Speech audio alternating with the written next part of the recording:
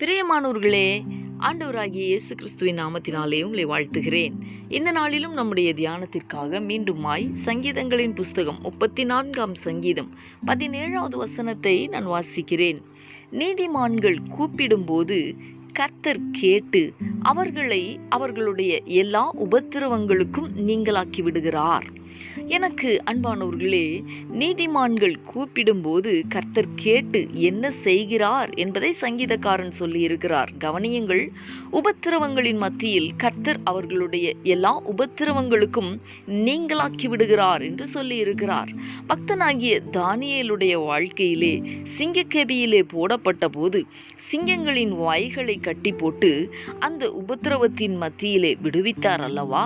மட்டுமல்ல, எபிரெய வாலிபர்களான Shadrach, Meshach, ஆபேத்நேகோவுக்கு அக்கினியில் 4வது நபராக வந்து அக்கினி அவர்களை சேதப்படுத்தாதபடி நீங்களாக்கி விடுவித்தார் அல்லவா?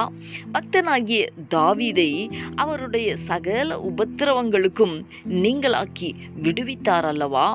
எஸ்தரின் நாட்களிலே முழு யூத குலத்தையும் அழிவிலிருந்து தேவன் தப்புவித்து விடுவித்தார் அல்லவா?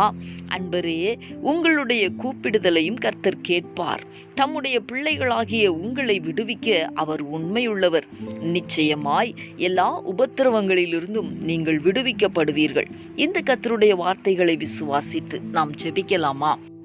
எங்களை நேசிக்கிற எங்கள் அன்பின் பரலோக தகப்பனே, ஆசீர்வாதமான இந்த நாளுக்காக உமக்கு நாங்கள் நன்றி செலுத்துகிறோம்.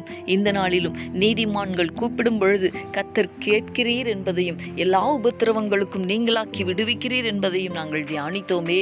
தகப்பனே, தம்முடைய பிள்ளைகளுடைய வாழ்க்கையிலே தேவனாகிய கர்த்தர் அவர்களை உபத்திரவங்களுக்கு நீங்களாக்கி விடுவிக்கிறவராய் தம்மை வெளிப்படுத்துகிறதற்காக உமக்கு நான் நன்றி செலுத்துகிறேன். எங்களுடைய முற்பிதாக்களின் நாட்களிலே நீர் உம்முடைய பிள்ளைகளை விடுவித்தீர் என்பதை நாங்கள் வேதத்திலே வாசிக்கிறோமே. இந்நாட்களிலே தேவனாகிய கர்த்தர் எல்லா உபத்திரவங்களுக்கும் தம்முடைய பிள்ளைகளை நீங்களாக்கி விடுவிக்கிறவர் என்பதை ஆண்டவரே உம்முடைய கிரியைகளின் மூலமாக நீர் வெளிப்படுத்தும்படிக்கு நாங்கள் ஜெபிக்கிறோம். கர்த்தர் அப்படி செய்ய போகிறதற்காய் உமக்கு ஸ்தோத்திரம். உம்முடைய நாமத்தை நீர் மகிமைப்படுத்த போகிறதற்காய் உமக்கு நாங்கள் நன்றி செலுத்துகிறோம். இயேசு கிறிஸ்துவின் நாமத்தில் வேண்டிக் கொள்ளுகிறோம் நல்ல பிதாவே. ஆமேன், ஆமேன்.